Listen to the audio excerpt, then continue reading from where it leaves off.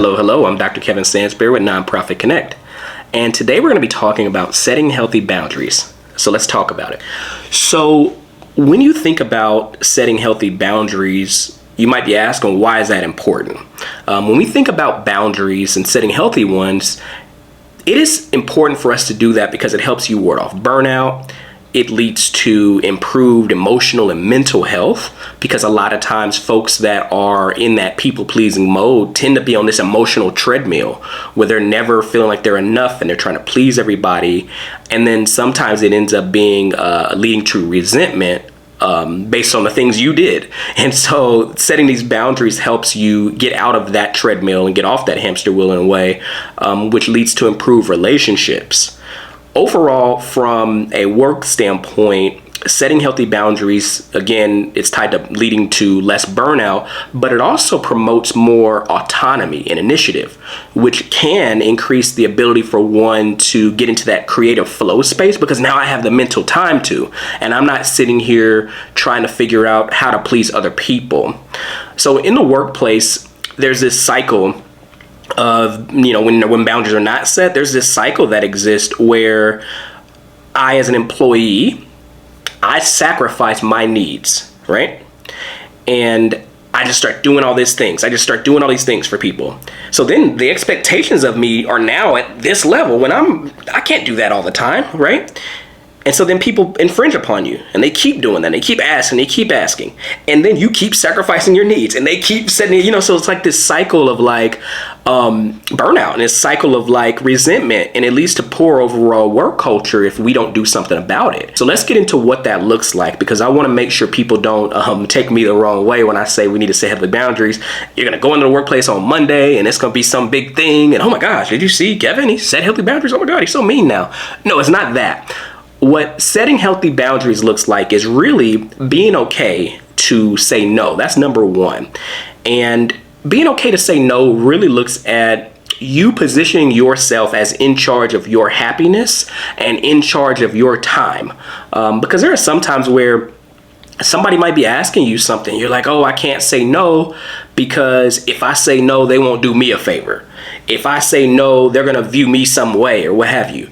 You got to get all that out and understand that, like, why am I saying no? And I'll share with you a way to do that first in a second, but you have to understand why you're saying no, because it's not some nefarious reason. It's typically for a self-care reason, or you don't have capacity or what have you.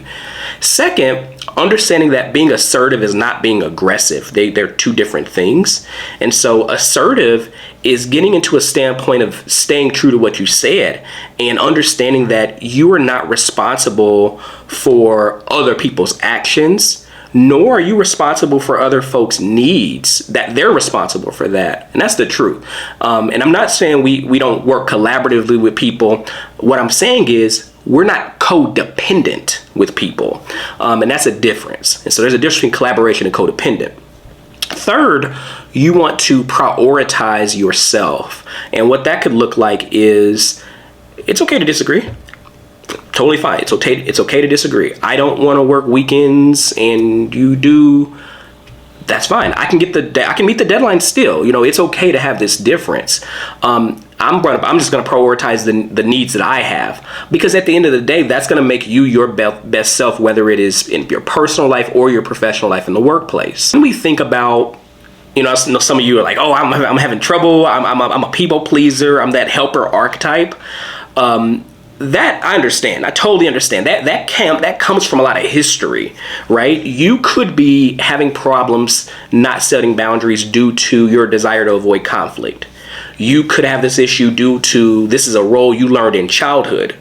This could be basically because your self-worth is tied to you helping others. You're the helper. You've always been the helper. Your self-worth is tied to praise. You seek out this praise and this validation. At the end of the day, you setting boundaries is going to be the first step in you kind of walking back from some of those behaviors that may have not helped you in the past, even though you might think they are. But you setting boundaries will be a test for you to see, what you actually want to do. And a lot of people don't even know that sometimes because they haven't set boundaries. So let me give you an example of how to set boundaries using the, how you can say no, and you can say no without even saying no. I'm gonna share. And then 2, how to be assertive and not necessarily show up aggressive, because again, that is not the goal. So let's say someone approached me and they want to, they're asking you to work on weekends. Hey, can you, and you typically don't, you have a Monday to Friday job, whatever. Hey, can you read through this report on Saturday? You really need this done. Let's do on Tuesday. When you really need to get this done, I want to look at it. Okay. Well, me setting boundaries is starting off with, what do I value? Because something's being infringed upon if you're thinking about it. And so I would approach it like, hey, I value quality time with my family.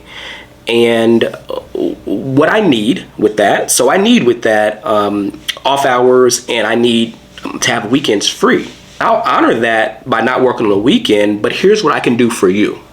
I can work on it Monday and make sure you get it, Monday morning or Monday afternoon or something like that. And that'll give you about 24 hours or 12 hours or whatever to accomplish a goal. Now, it could be a situation where maybe I could say something like, I value my, free time and quality time with my family, so I need to have weekends off. So here's what I can do. I can work on it Sunday night. It could be something like that if you want to be realistic too, because I know that might not be a good turnaround time. So you could say Sunday night or something like that. So I think what you want to get from this is the change is you not saying, okay, I'll get right to it, because that's typically what people do. And they put the quality time and the family on the back burner instead of putting what you value on the front burner, I guess, right? And so you start off with what I value and here's what I need. And then you provide kind of the solution through that perspective versus the solution without even taking into account that perspective. So that was an example of how to set healthy boundaries. And again, these healthy boundaries are going to improve your mental well-being, emotional well-being, and overall work life in a lot of ways.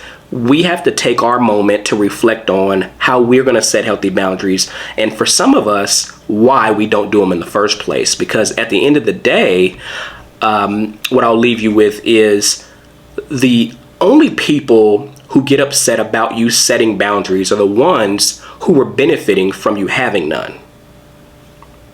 Take care.